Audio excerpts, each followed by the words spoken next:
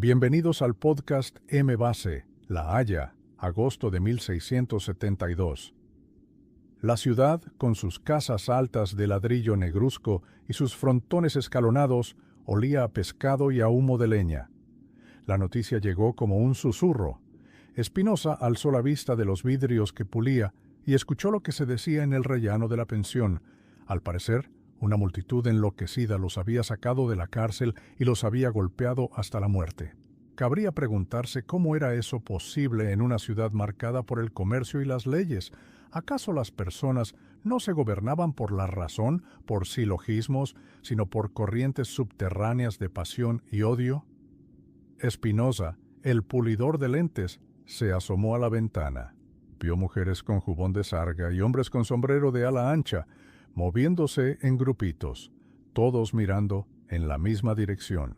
Las diferencias de clase se notaban en la ropa. Las esposas de los mercaderes ricos vestían lanas finas, a veces con seda, mientras las más humildes llevaban faldas desgastadas. Era temprano, pero el aire ya estaba cargado de esa electricidad viscosa que acompaña a los días que luego se llamarán prehistóricos. Entró el casero y le dijo que los hermanos de Witt estaban siendo linchados y que no era buena idea acercarse. Barro, golpes, sangre, la multitud convertida en una bestia salvaje. A Spinoza le subió un calor por la nuca, sintiéndose atrapado en su pequeña habitación.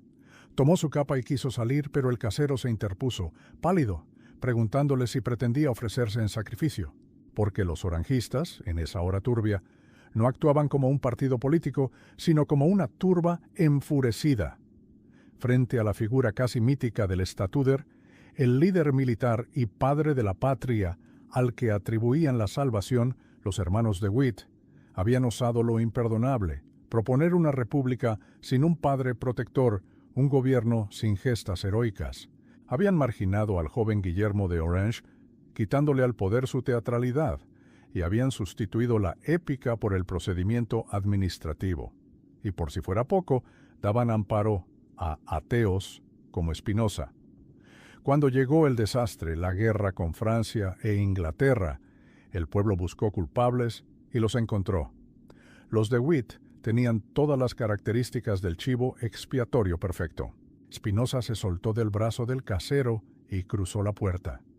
Caminó, atraído por el eco de los gritos y el repiqueteo de los suecos contra la piedra, oliendo el dulzor metálico de la sangre. Vio artesanos con las manos ennegrecidas corriendo calle abajo. Entonces el casero lo alcanzó, jadeante. Spinoza vio un traje negro hecho jirones y un cuello blanco almidonado ya teñido de rojo. El casero lo arrastró hacia atrás. El telón había caído. Durante años, Spinoza había construido un edificio invisible, una arquitectura filosófica sostenida solo por su coherencia interna. El mundo se le presentaba como un mecanismo legible, un engranaje de axiomas y proposiciones donde nada sobraba y nada era al azar. Su método geométrico había sido su refugio contra el caos. Cada proposición de su ética era como la quilla de un barco bien asentada en plena tormenta. ¿Y ahora qué? Casi todos los filósofos han atravesado su noche oscura, ese momento decisivo en que el mundo irrumpe con su violencia, su absurdo y su miseria, y arrastra las ideas desde el cielo hasta el fango. No siempre es una crisis personal y melodramática, a veces es un juicio humillante, una celda húmeda o una enfermedad. Es ahí y no en la calma del estudio, donde la filosofía se pone a prueba. Ahí descubre que el horror no es un accidente, un fallo del sistema, sino una potencia que anida dentro del ser humano. Boecio lo aprendió encadenado. San Agustín, cuando Roma fue saqueada. Maimónides, huyendo de la persecución. Montaigne, con el recuerdo de la masacre de San Bartolomé.